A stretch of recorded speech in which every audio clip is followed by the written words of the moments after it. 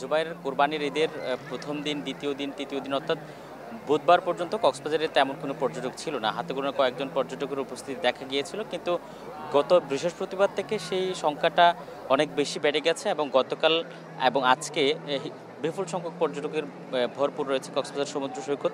এবং এই সৈকত ব্যবসায়ীরা যেটি বলছেন, তারা প্রথম দিন থেকে অর্থাৎ ঈদের দ্বিতীয় দিন থেকে পর্যটকের আশা করেছিলেন, কিন্তু সেই আশা অনুরূপ ব্যবসা আসলে হয়নি। তবে গত বৃহস্পতিবার থেকে যে পরিমাণ পর্যটক এসেছে সেটি এই যে কয়েক মাসের মধ্যে সবচেয়ে বেশি বলা হচ্ছে। কারণ শুধুমাত্র এই সমুদ্র সৈকত নয়, তারা বিনোদনের জন্য কক্সবাজারে আপনি জানেন যে মেরিন ড্রাইভ রয়েছে, সেখানে যাচ্ছে অনেকেই বিকেলবেলা সেখানে উপভোগ করার জন্য যায় এবং পাশাপাশি রামুর বুদ্ধ বিহারগুলো রয়েছে।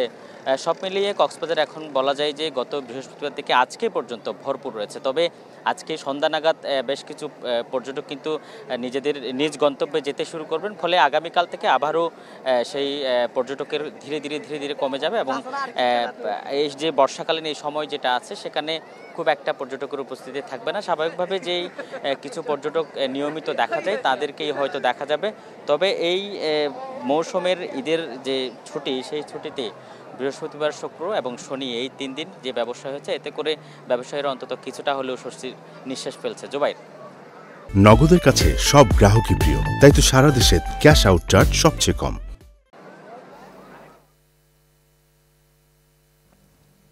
আজিম, ধন্যবাদ আপনাকে। দর্শক, পর্যটনের খবর জানাতে কক্সবাজার থেকে যুক্ত হয়েছিলেন সহকর্মী আজিম নিহাদ। পর্যটনের বিপরীত চিত্র বান্দরবানে। এবারের ঈদের ছুটিতে সেখানে খরা ছিল পর্যটকের। সে খবর জানাতে এবার যুক্ত হচ্ছেন সহকর্মী ইয়াসিনুল হাকিম। ইয়াসিন। জোবাইর, আসলে ঈদের ছুটিতে বলতে গেলে পর্যটকে মুখরিত হওয়ার কথা ছিল পার্বত্য জনপদ বান্দরবান। এখানে সেই অনুপাতে কিন্তু আসলে হোটেলগুলো বুকিং হয়নি। এখন পর্যটক স্পটগুলো আমরা ঘুরে রেখেছি, সেখানটাও কিন্তু পর্যটকের আনাগোনা নাই বললেই চলে। গত ঈদের যে ছুটি গেল সেখানেও যেমন ছিল না, আজকে বলতে গেলে শুক্রবারের পরে শনিবারের দিনে কিন্তু আসলে পর্যটকে মুখরিত থাকে এই পাহাড়ি পর্যটন নগরগুলো, কিন্তু সেই অনুপাতে কিন্তু কোনো স্পটগুলোতে স্থানীয়রা ব্যতীত আসলে অন্য পর্যটক আমরা দেখতে পাইনি। তবে হোটেল বোর্ডের কর্তৃপক্ষ যেটি বলছে, তারা গত রমজানের ঈদেও কিন্তু আসলে কেএনএফ এর অভিযানের কারণে কিন্তু পর্যটক আসা কমিয়ে দিয়েছিল।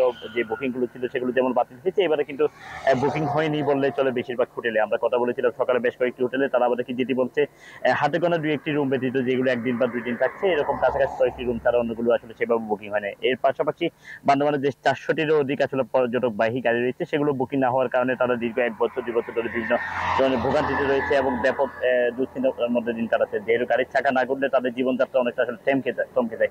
পর্যটনকে সংশ্লিষ্ট যে ব্যবসা বাণিজ্যগুলো রয়েছে, প্রত্যেকটি মানুষ আসলে রয়েছে বিপাকে। বলতে গেলে আমরা সকালে মেঘলা, নীলাচল, শৈলপ্রপাত সহ বিভিন্ন পর্যটন স্পটগুলো ঘুরে রেখেছি। পর্যটক স্পটগুলো কিন্তু আসলে নতুন রূপে চেঞ্জেছে, প্রকৃতি তার নতুন রূপে সাজছে, তারপরে কিন্তু আসলে পর্যটক আনাগোনা কম বলতে যায় বান্দরবানে।